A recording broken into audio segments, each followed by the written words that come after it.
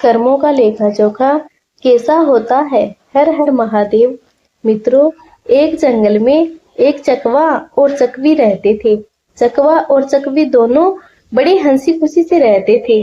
जंगल में बहुत से छोटे बड़े जानवर रहते थे, लेकिन ये दोनों अलग ही अपनी दुनिया में रहते थे। इन्हें एक दूसरे की चिंता अपने आप से ज्यादा होती थी। जब कभी इनके मन में एक दूसरे से दूर होने का विचार आता, तो वे बस सोचकर ही दुखी हो जाते। उन्हें जंगल के दूसरे जानवरों से डर भी लगा रहता था कि कहीं कोई बड़ा जानवर उन्हें अपना शिकार न बना ले। मित्रों, एक दिन यही चिंता चकवी को बहुत परेशान कर देती है। वह कुछ सोचकर चकवा से कहती है, हे पिया जी, हमें यहाँ से कहीं और चलना चाहिए, किसी ऐसे स्थान पर जहाँ हमारे समाज के पक्षी रहते हो, जहाँ बहुत से चकवा चकवी साथ रहते हो। वहाँ हम ज्यादा सुरक्षित रहेंगे। चकवा चकवी की मन की बात समझ जाता है और कहता है, हे प्रिय, हम दोनों यहाँ सुकून से रहते हैं। अगर हम वहाँ जाएंगे तो झगड़े होंगे। हमें नहीं पता कि वे हमारे साथ कैसा व्यवहार करेंगे। लेकिन चकवी नहीं मानती। वह बार बार जिद करती है और चकवा को दूसरी जगह जाने के लिए मना ही लेती है। मित्रों, फिर दोनों चकवा चकवी उड़कर एक नई जगह की तलाश में निकल पड़ते हैं। रास्ते में एक नगर पड़ता है। दोनों उस नगर में रुक जाते हैं। उस नगर का राजा पशु पक्षियों की भाषा को अच्छी तरह समझता था। वह हर जीव जंतु की आवाज को सुनकर समझ सकता था कि वह क्या कह रहा है। दोनों चकवा चकवी उसी नगर में एक बाग में रुक जाते हैं।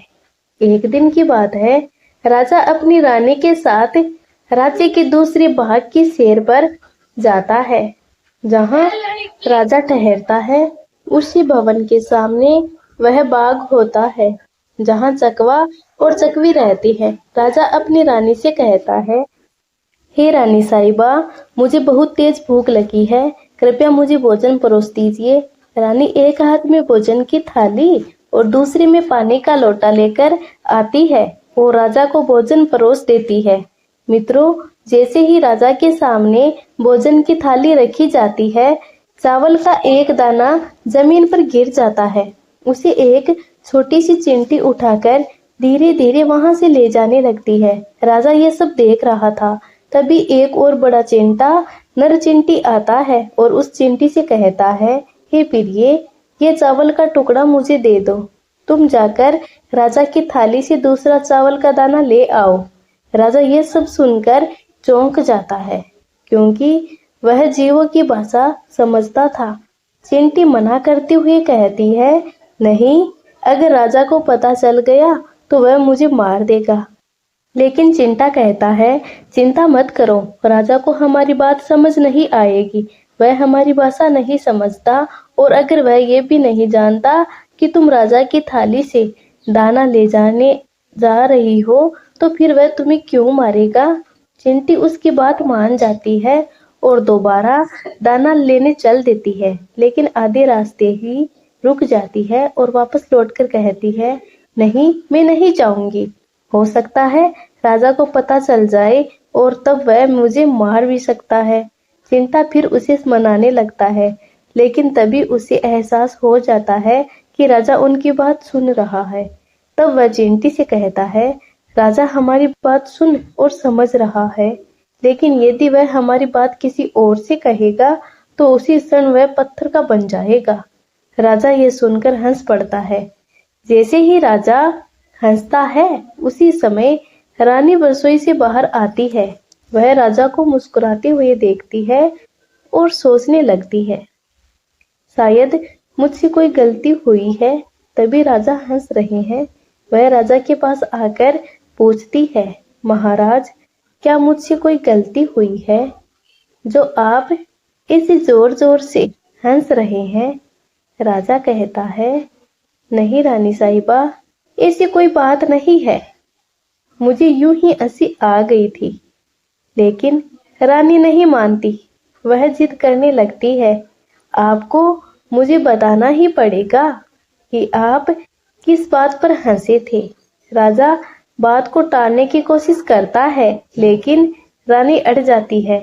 राजा बार बार मना करता है, क्योंकि वह जानता है कि अगर वह चिंटी और चिंटी की बात किसी और से कहेगा तो पत्थर का बन जाएगा। इसीलिए वह रानी को कुछ नहीं बताना चाहता, लेकिन रानी फिर भी नहीं मानती और बार बार राजा से बताने की जिद करती है। वह कहती है, यदि आप मुझसे सच्चा प्रेम करते हैं और मुझे अपनी रानी मानते हैं तो आपको ये बात बतानी ही पड़ेगी।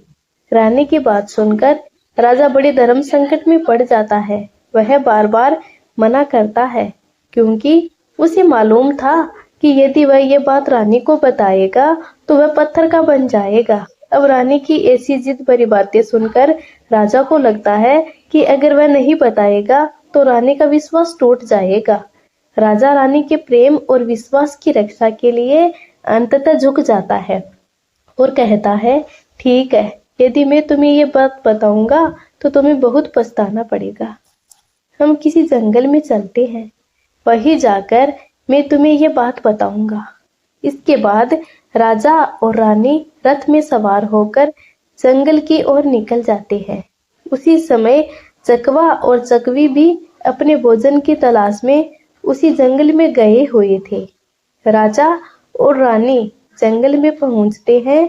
राजा रानी से चिंटी और चिंटे वाली बात कहना शुरू करता है। जैसे जैसे राजा रानी को ये कथा सुनाता जाता है, वैसे वैसे उसका शरीर पत्थर में बदलने लगता है। जैसे ही वह आधी बात बताता है, वह आधा पत्थर बन जाता है। राजा कहता है, हे रानी साहिबा, मैं धीरे धीरे पत्थर बनता जा रहा हूँ। अभी भी सोच लो, नहीं तुम बहुत पछताओगी। रानी कहती है, महाराज, थोड़ी सी तो बात बची है, अब उसे भी पूरी कर दीजिए। जैसे ही राजा पूरी बात बताता है, वह पूर्ण रूप से पत्थर का बन जाता है।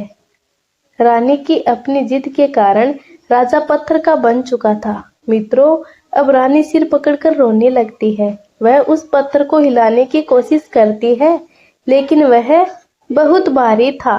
राजा बहुत शक्तिशाली था और अब वह एक विशाल पत्थर बन चुका था। रानी पछताने लगती है, जोर जोर से विलाप करती है, चारों ओर सहायता के लिए पुकारती है। पेड़ पौधों, जीव जंतुओं, हर किसी से सहायता मांगती है। इस पूरी घटना को चकवा और चकवी देख रहे थे। रानी का विलाप देखकर उन्हें दया आ जाती है। चकवा कहता है, हे प्रिय, ये होती है तिरियाहट। हम भी पहले जंगल में बड़े सुकून से रहते थे, तुम्हारी बातों में आकर यहाँ आ गए। चकवी कहती है, हे पिया जी, ये रानी बहुत दुखी है, हमें इसकी सहायता करनी चाहिए। हम ज्यादा कुछ तो नहीं कर सकते, पर इसे धीरज और सहारा तो दे सकते हैं। फिर दोनों रानी के पास जाकर कहते हैं, रानी साहिबा, जो हुआ वह बहुत दुखद है, पर अब धैर्य रखिए, आपके पीछे पूरा राज्य है, अब आपको ही सब कुछ संभालना है। रानी कहती है, मैं अपने आप को कैसे संभालूं, मेरा संसार ही उजड़ गया। मेरे महाराज, मेरे पति परमेश्वर अब पत्थर बन चुके हैं, अब मैं क्या करूं? चकवी के मुंह से निकल जाता है, राजा पत्थर के कैसे बन गए? ये तो इंसान थे, फिर पत्थर कैसे हो गए? रानी चकवी को पूरी बात बताती है, वह सारी कथा जो राजा ने उसे सुनाई थी। जैसे जैसे रानी चकवी को ये बात बताती जाती है, वैसे वैसे वह भी पत्थर की बनती जाती है। और जैसे ही वह बात पूरी होती है, रानी भी पूर्णतः पत्थर बन जाती है। अब चकवा और चकवी को डर सताने लगता है, कहीं ये संकट हमारे ऊपर भी न आ जाए। वे समझ चुके थे कि जो भी ये बात किसी और को बताएगा, वह भी पत्थर का बन जाएगा। चकवा कहता है, हे प्रिय, ये संकट हमारे ऊपर भी मंडरा रहा है और तुम्हें तो कोई भी बात जुबान पर टिकती नहीं। चकवी कहती है, हे पियाजी, तो फिर चलो यहाँ से कहीं दूर चलते हैं। चकवा कहता है, दूर जाकर क्या होगा? ये संकट तो धरती के किसी भी कोने में हमारा पीछा नहीं छोड़ेगा। अगर हमारे मुंह से ये बात निकल गई तो हम भी पत्थर बन जाएंगे। अब दोनों बहुत परेशान हो जाते हैं। इस भय के कारण न तो वे ठीक से भोजन कर पाते थे और न ही सो पाते थे। चकवा के मन में एक विचार आता है, यदि सारी चींटियां को ही नष्ट कर दिया जाए तो ये संकट समाप्त हो सकता है। फिर वह चकवी से कहता है, हे प्रिय, यदि हम सारी चींटियों को ही सम नष्ट कर दे तो ये संकट हमेशा के लिए समाप्त हो जाएगा। अब चकवा चकवी मिलकर चींटियों को मारना शुरू कर देते हैं। चारों ओर उनका आतंक फैल जाता है। चींटियां डरकर धरती के अंदर छिपने लगती है। अब भूख से तड़पती हुई वह चींटी और चिंटा भगवान श्री हरि विष्णु की भक्ति करने लगते हैं, कठोर तप करते हैं, अन्न जल का त्याग कर देते हैं। भगवान विष्णु उनकी भक्ति से प्रसन्न होकर दर्शन देते हैं। वह कहते हैं, हे चिंता, मैं तुम्हारी भक्ति से प्रसन्न हूँ, जो मांगना हो मांग लो। तब चिंता कहता है, प्रभु, हमें भूख प्यास न लगे, हम बाहर नहीं जाएंगे तो चकवा चकवी हमें नहीं खा पाएंगे। कृपया हमारे पेट में गांठ लगा दीजिए। भगवान विष्णु कहते हैं, तथास्तु। और मित्रों, तभी से चींटियों के पेट में गांठ होती है, इसीलिए उनका पेट नहीं होता। फिर चिंता कहता है, हे प्रभु, अब भी चकवा चकवी हमारे लिए खतरा है।